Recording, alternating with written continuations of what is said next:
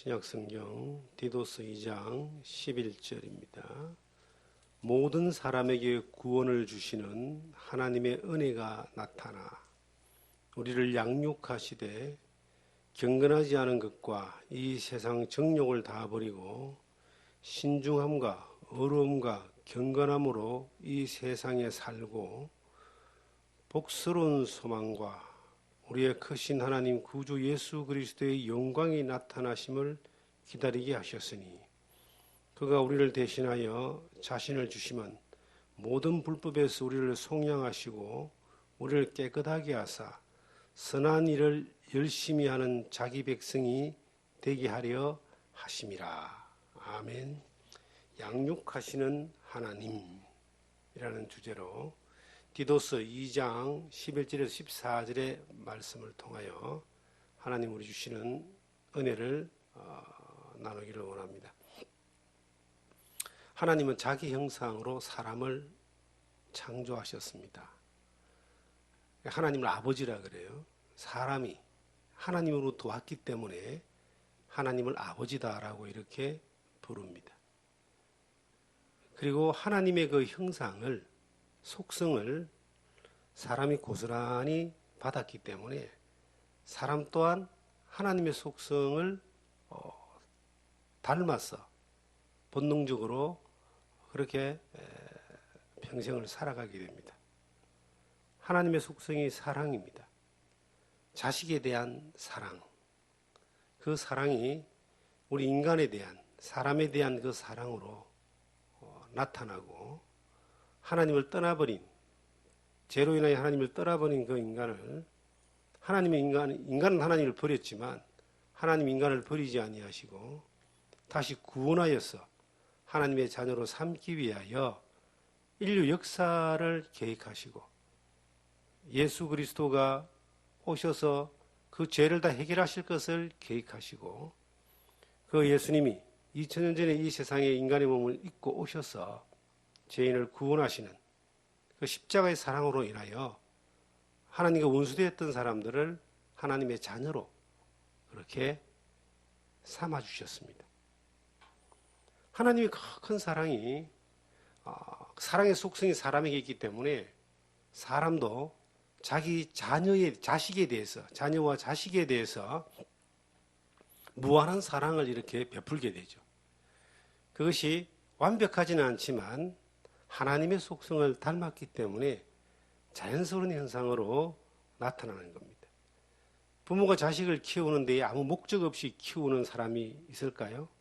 또 사랑 없이 키우는 사람이 있겠습니까? 그리고 희생하지 않는 사람이 없을 거예요. 그러한 속성이 어떤 대가를 바라는 것이 아니라 하나님의 속성을 닮은 것에서 나오는 본능적이고 자연스러운 현상입니다. 그런데 부모가 자녀를 양육하는 데 있어서 무엇 때문에 양육할까요? 보다 성장하여 나은 미래를 주기 위해서 혹은 성장해서 사회에 나가서 자기 역할을 잘 감당할 수 있는 사람, 성공한 사람, 훌륭한 사람, 좋은 사람이 되게 하기 위해서 그 목표를 가지고 어릴 때부터 자녀를 양육할 겁니다. 하나님이 우리를 낳으셨습니다. 진리의 말씀으로 너희를 낳았다 그랬고 보라 새로운 피조물이다 이렇게 말씀하셨고 거듭났다 이렇게 다시 한번 하나님의 생명을 얻었다 이렇게 성경은 표현하고 있습니다. 그래서 예수 그리스도의 그 십자가의 사랑을 통하여 하나님의 자녀가 된 사람들은 이제 이 성경의 디도스 2장 11절에 나오는 말씀을 보면은 모든 사람에게 구원을 주시는 하나님의 은혜가 나타나 이렇게 기록되어 있습니다. 이 은혜는 예수 그리스도를 이야기합니다. 예수 그리스도의 십자가의 대속의 사랑이 이 세상에 나타나서 어둠 가운데 있던 죄악의 어둠 가운데 있던 이 세상에 참빛으로 오셔서 그 예수 그리스도로 말미암아 세상 죄를 지고 가는 하나님의 어린 양이라는 그 십자가의 놀라운 은혜로 말미암아 영원한 멸망으로 갈 수밖에 없는 사람들이 그 그리스도를 통하여 믿음으로 인하여 죄 사함 받고 구원함을 입는 놀라운 역사가 십자가 위에서 나타났다는 거예요. 예수 그리스도에게서 나타났다는 겁니다. 그런데 그 십자가의 사랑, 하나님의 놀라운 은혜는 모든 사람에게 나타났다. 디모데전서 2장 4절에 보시면 하나님은 모든 사람이 구원을 받으며 진리를 아는 데 이르기를 원하신다. 이렇게 기록되어 있습니다. 밑에 14절에 봐도 그가 우리를 대신하여 자신을 주심은, 이 그가 예수 그리스도죠. 나를 대신하여, 우리를 대신하여 십자가 위에서 그 거룩한 보혈의 피를 흘려서 희생을 하시는 것은 모든 불법에서 우리를 속량하시고 우리를 깨끗하게 하사 선한 일을 열심히 하는 자기 백성이 되게 하려 하심이라. 그 예수 그리스도가 십자가 위에서 피 흘려 죄를 사해 주신, 우리를 구원하신 그 이유가 그냥 구원만 받고 아무렇게나 살게 하기 위해서가 아니라 하나님의 자녀로 태어난 그 사람이 깨끗하게 하고 모든 불법에서 속량받은 것뿐만 아니라 우리를 깨끗하게 하고 선한 일을 열심히 하는 자기 백성이 되게 하기 위해서다.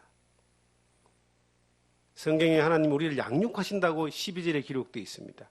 우리를 양육하시되, 태어만 나게 하고 끝나는 것이 아니라 양육을 하신다는 거예요.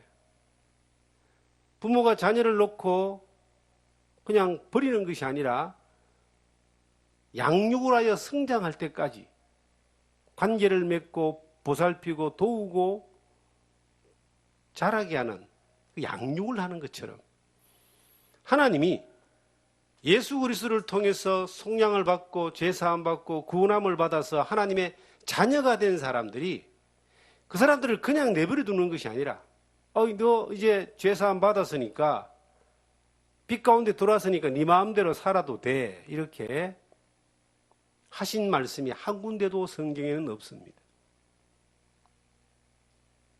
태어난 그 사람들이, 하나님의 자녀가 된 그 사람들이 양육되어지길 원하는 겁니다. 어느 정도 양육되기를 바라는 목표로 하나님이 자기의 자녀를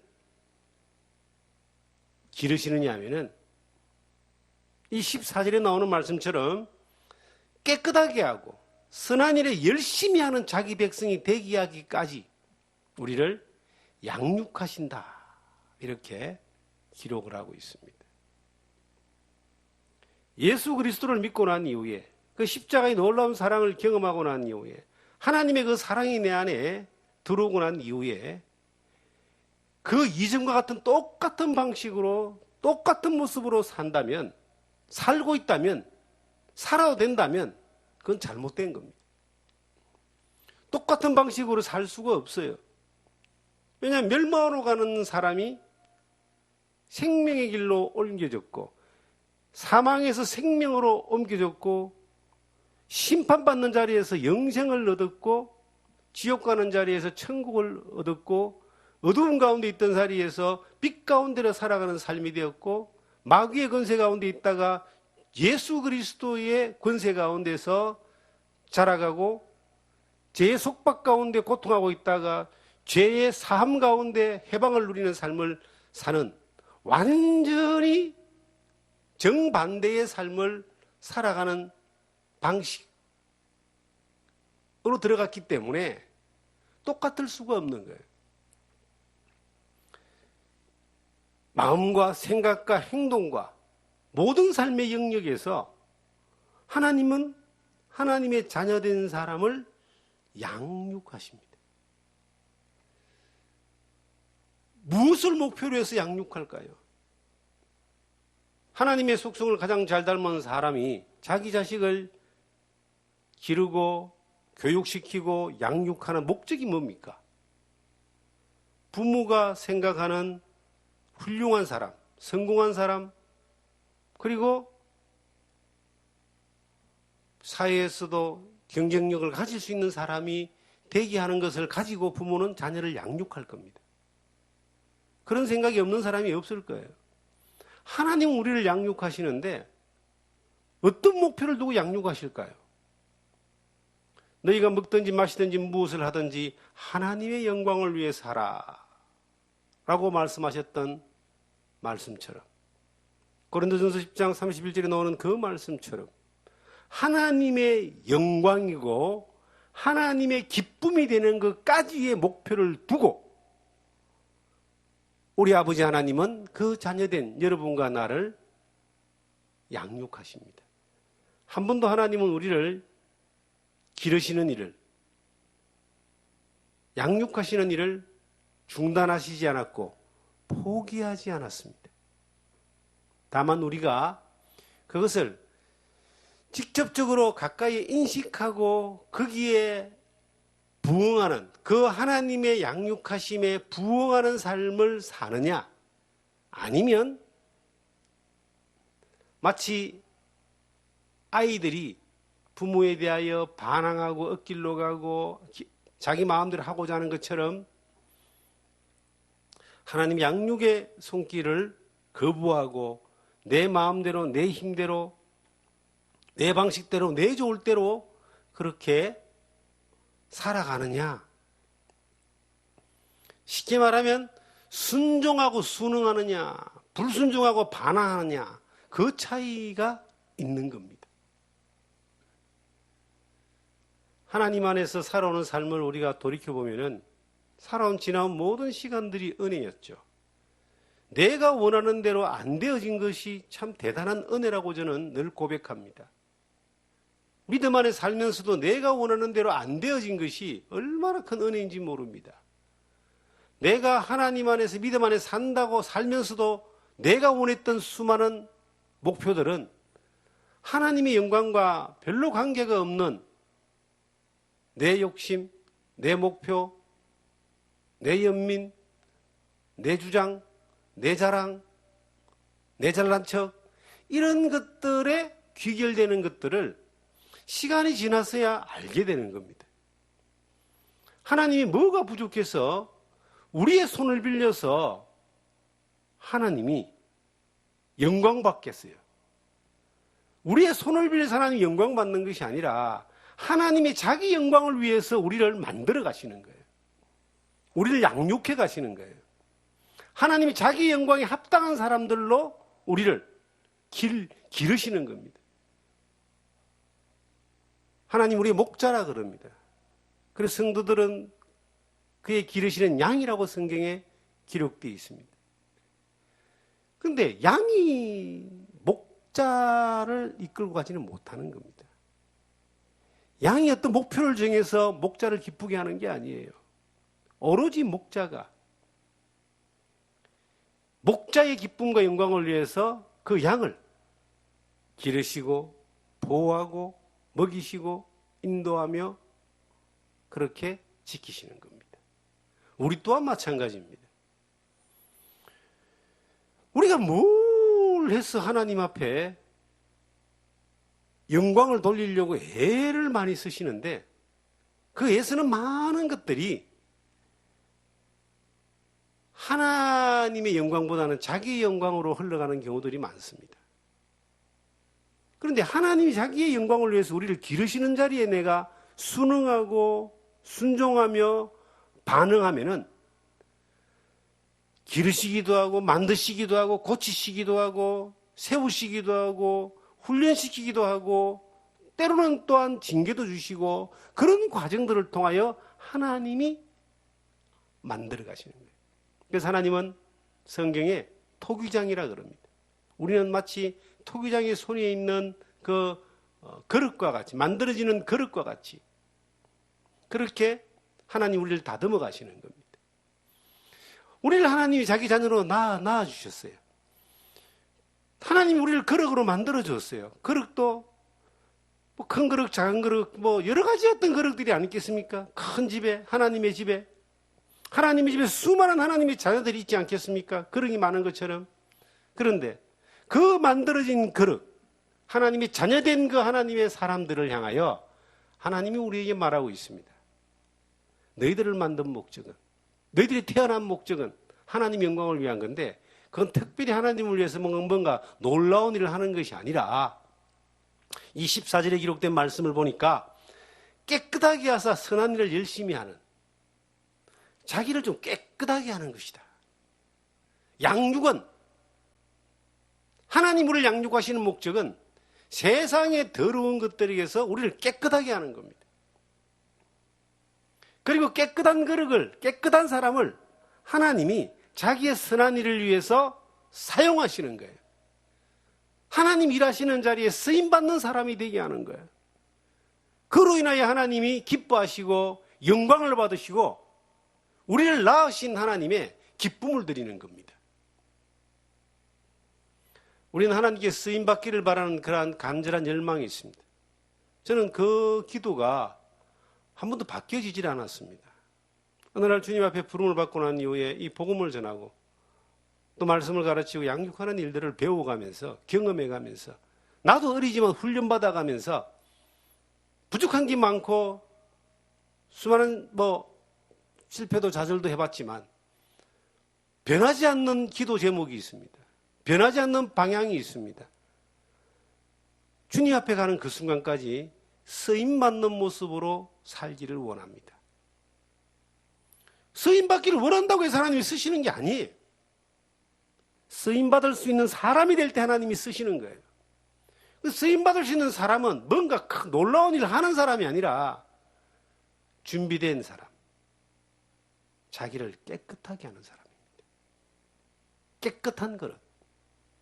그 그릇을 어디다 쓰시든 간에 그건 하나님이 쓰시는, 큰 일에 쓰시든 작은 일에 쓰시든 표시도 안 나는 일에 쓰시든 그거는 그 하나님이 친히 하시는 거예요. 그런데 어쨌든 하나님이 쓰실 수 있는 사람으로 준비되어 있는 사람이 될 때 하나님은 자기 일을 하신다는 겁니다. 그래서 평생 변하지 않는 기도 제목이 주님 앞에 쓰임받는 사람으로 마지막 순간까지 살아있기를 원합니다. 이 땅에. 그 쓰임받는 일의 목표가 하나님이 우리를 구원하시고 하나님이 우리 성경대로 은혜가 나타나서 구원하신 이것을 또 다른 사람에게 전할 수 있는 통로로 쓰임받는 것은 가장 기본적이고 어떤 면에서는 가장 하나님이 기뻐하시는 도구로 사용되는 방식입니다.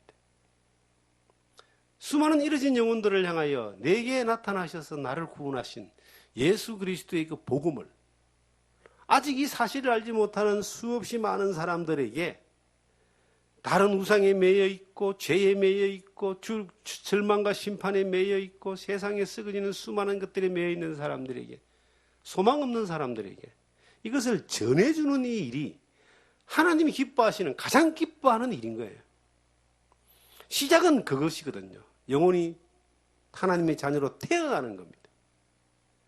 내게도 어느 날 그 시작이 있었기 때문에 양육이라는 과정, 하나님의 친히 다루시는 과정 가운데 그 과정을 내가 경험하고 살았던 것처럼, 여러분들이 그렇게 살았던 것처럼 세상 모든 사람들이 가장 중요한 것은, 하나님을 알지 못하는 사람들이 가장 중요한 것은 그들이 예수 그리스도 안에서 다시 태어나는 겁니다. 거듭나지 아니하면 하나님 나라를 볼 수 없다. 진리의 말씀은 늘 나았다 했던 그 예수 그리스도 안에 생명, 영원한 생명, 영생을 얻게 하는 그 도구로 어찌하든지 우리가 사용되는 이것이 하나님을 쓰임받는 그 삶의 모습에 가장 중요한 이유입니다. 그래서 한 번도 저는 신앙생활하면서 믿음 안에 살면서 정리된 가운데 하나가 한 번도 바뀌지 않았던 삶의 목표가 있습니다. 목적이 있습니다.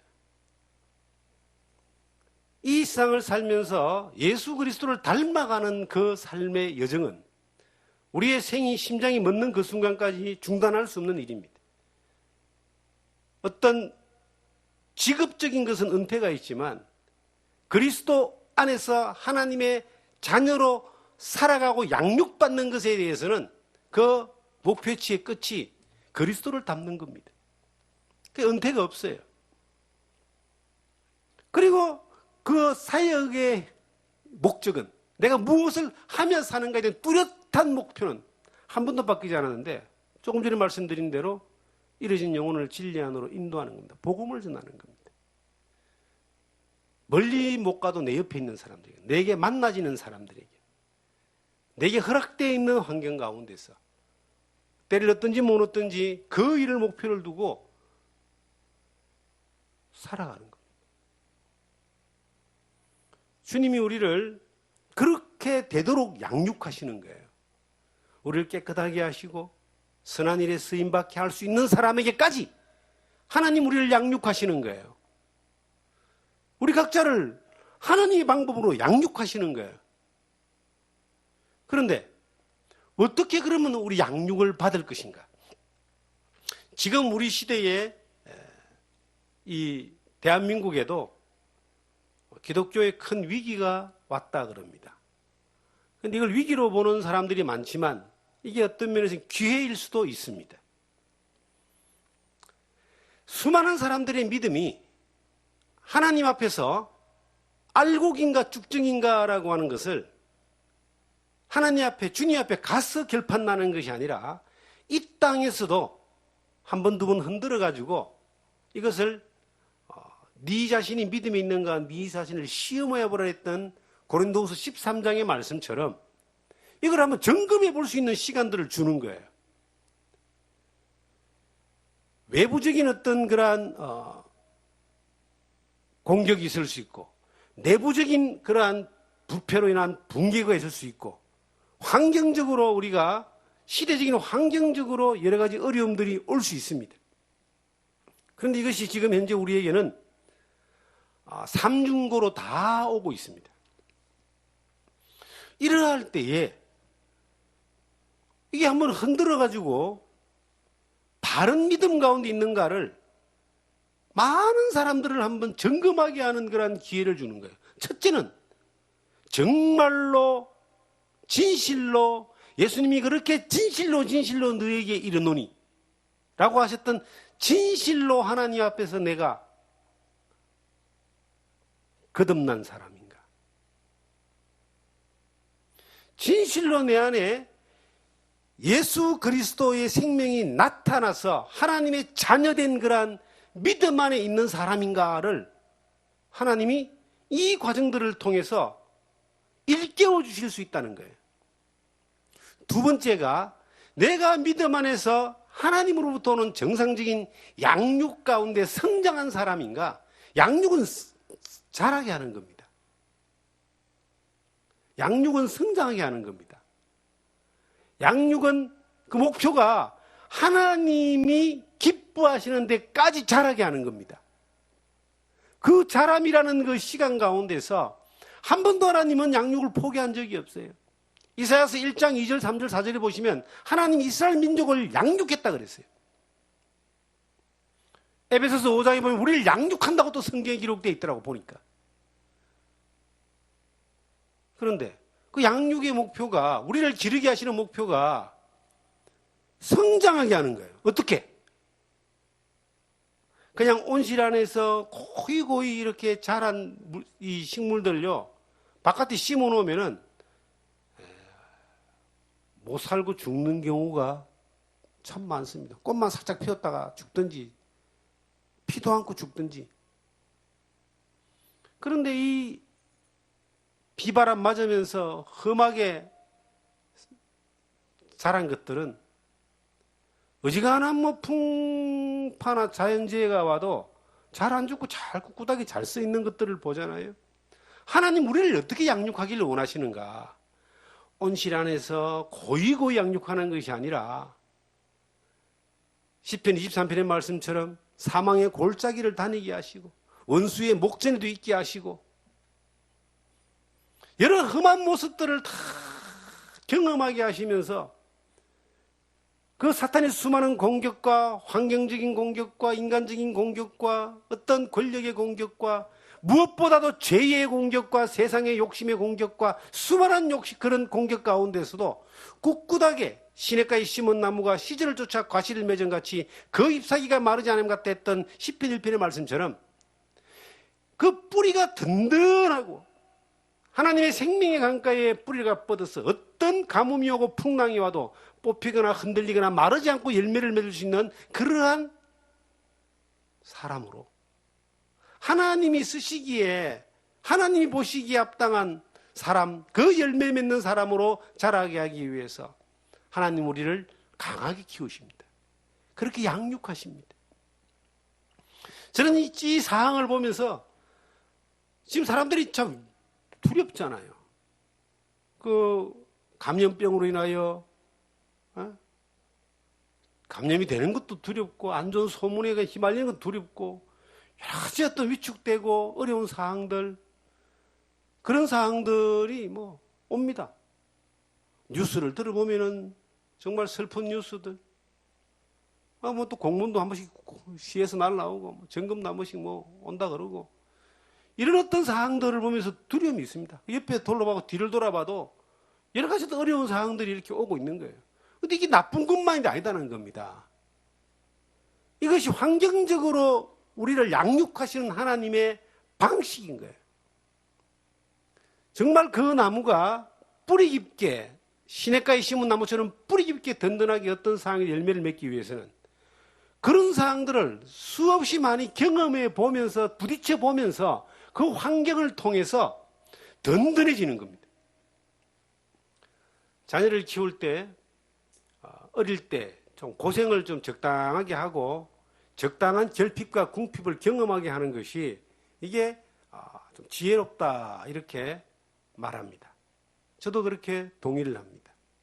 그리고 많은 걸 경험하게 하고 스스로 할 수 있도록 하고 고생을 좀 눈물 젖은 빵이라도 한번 먹어보게 하는 그러한 이런 것이 그 자녀가 성장해가는 과정 가운데 또 성장에서도 굉장히 성인으로서 사회인으로서 또한 믿음의 삶을 살아가는 데 있어서 대단한 힘이 됩니다.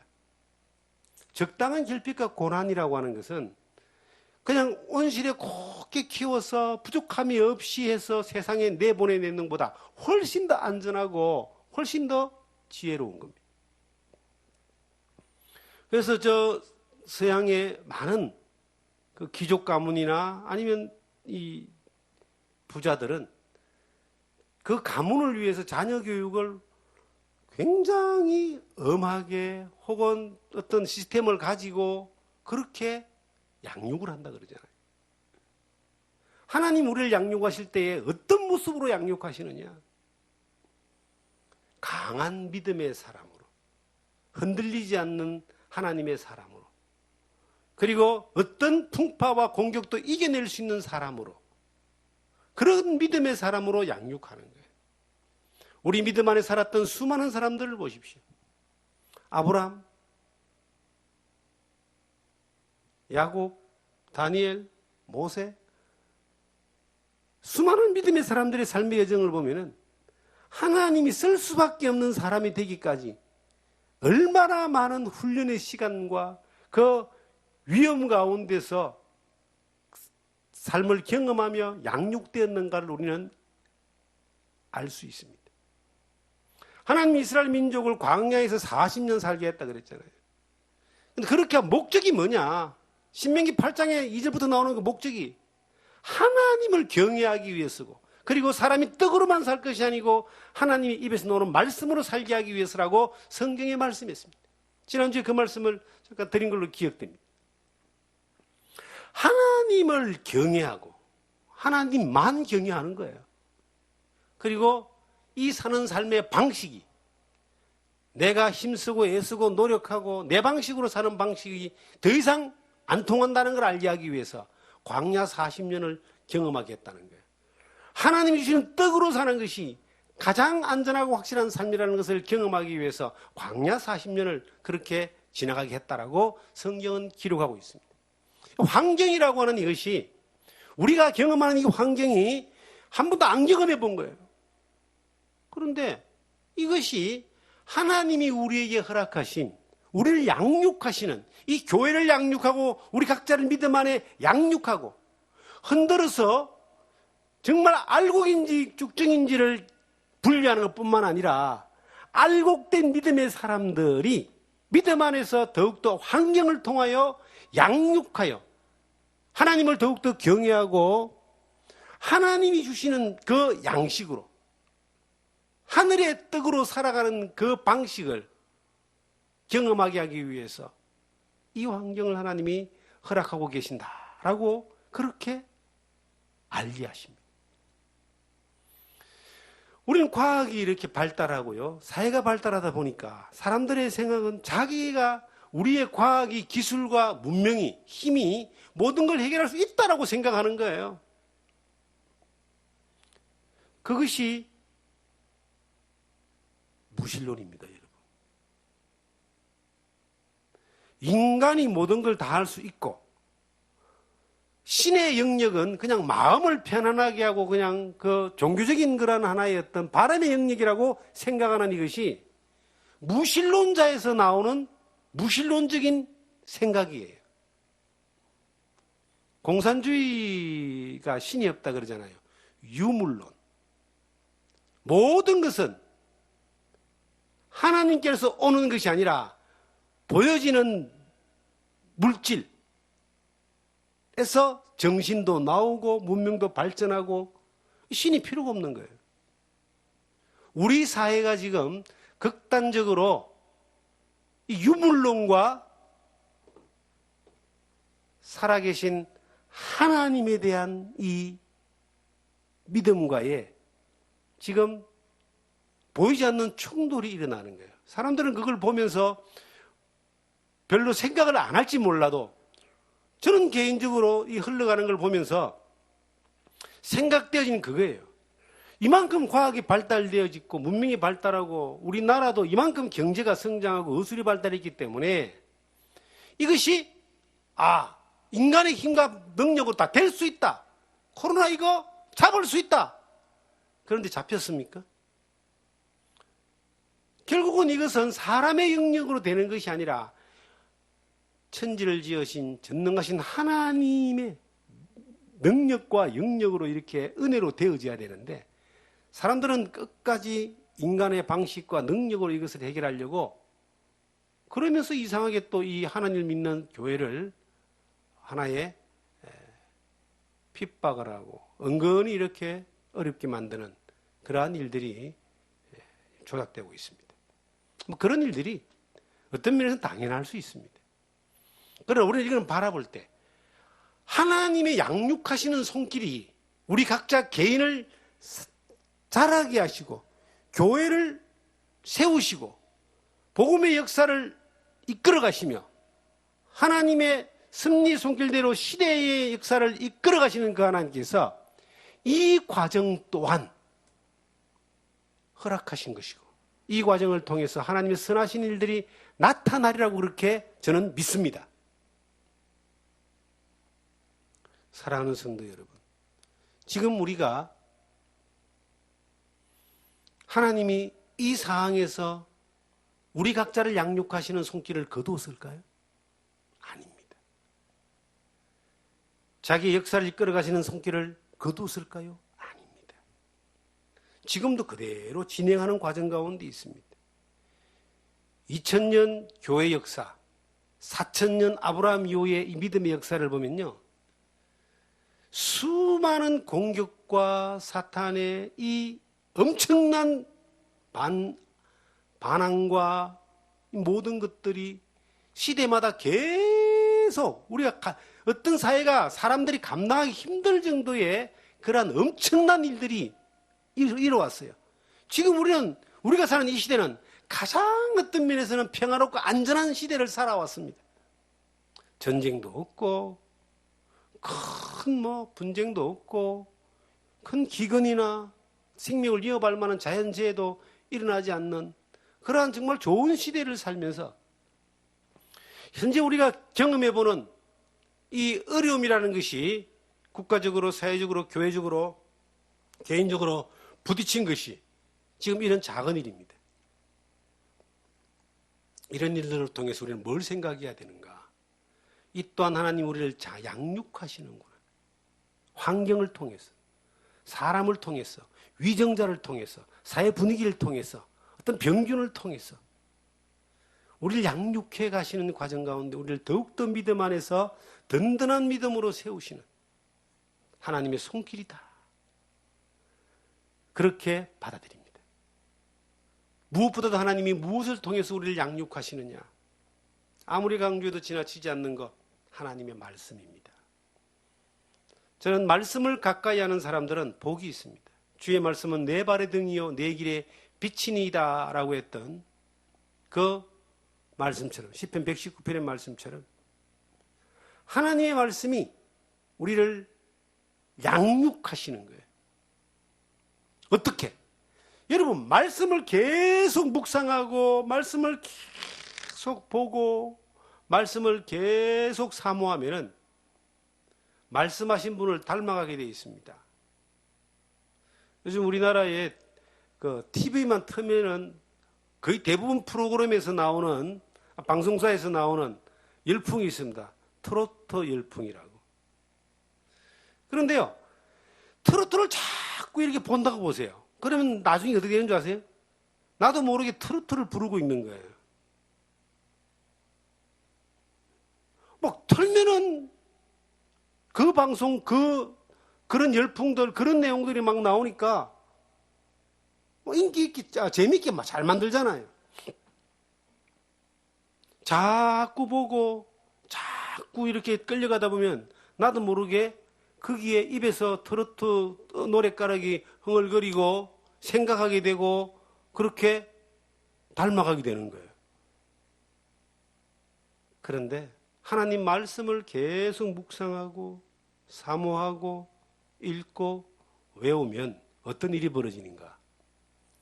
주님을 닮아갑니다. 뿐만 아니라요, 주님이 내게 말씀하신 것을 늘 기억하고 그것이 우리가 삶을 선택하는 데 있어서 큰 힘과 기준이 됩니다.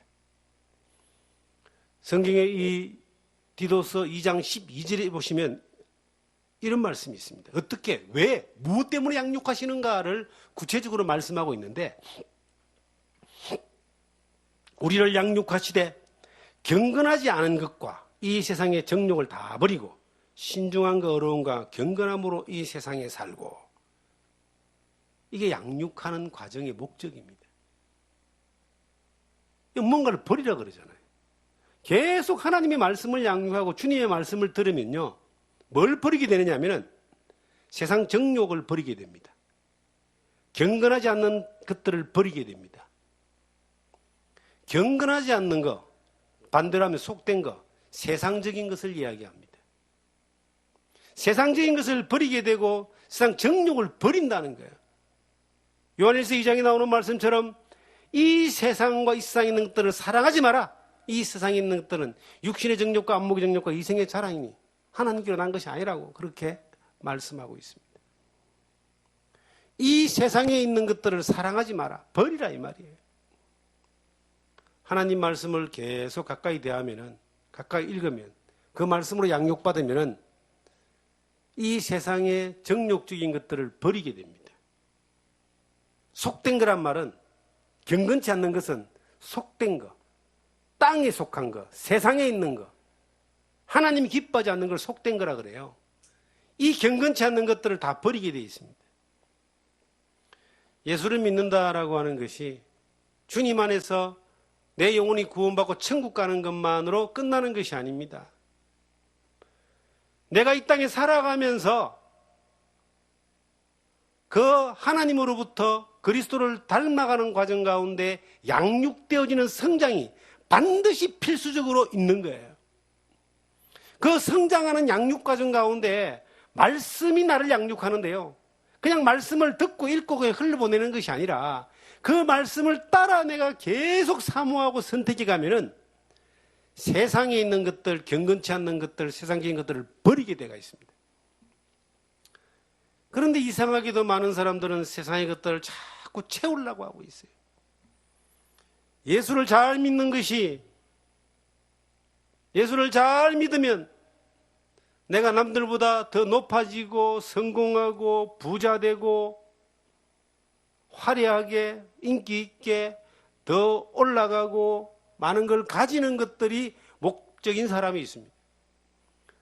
참 성경하고는 반대의 길입니다. 예수 그리스도를 바른 믿음 가운데 믿고 양육되어 성장하는 사람은 세상 것들이 점점 이렇게 버려지는 거예요. 버려지고 뭐가 채워지느냐? 하나님이 그것들로 채워지는 거예요. 하나님이 그것들로 채워지는 사람에게, 어떤 사람에게는 하나님이 지혜를 줄 수도 있고 물질을 줄 수도 있고 더 높은 자리를 줄 수도 있고 더 큰 일을 하게 하기 위해서 더 많은 것들을 얻게 할 수 있습니다. 그러나 그것이 하나님이 허락하신 것들로 맡겨진 것들이 되는 거하고 내가 그것을 내 목표로 취하는 거하고 이게 다른 거예요. 내가 세상에 있는 것들과 경건치 않는 것들을 취하는 것은 도리어 그 사람은 믿음 안에 성장하는 것보다는 믿음을 떠날 가능성이 많습니다. 세상 것들이 많이 취해지면요, 무거워서 하나님을 향해 나아가지 못합니다. 그러나 세상 것들이 하나님이 주실 수 있어요. 요셉에게는 총리가 되게 하고 다니엘도 총리가 되게 하고요. 이삭도 뭐 거부가 되게 하고 하나님이 주실 수 있는 거예요. 그런데 하나님이 맡겨주셔서 그 일을 하게 하는 사람하고 그건 자기가 취한 것이 아니잖아요. 하나님 맡기신 거잖아요. 하나님 거니까.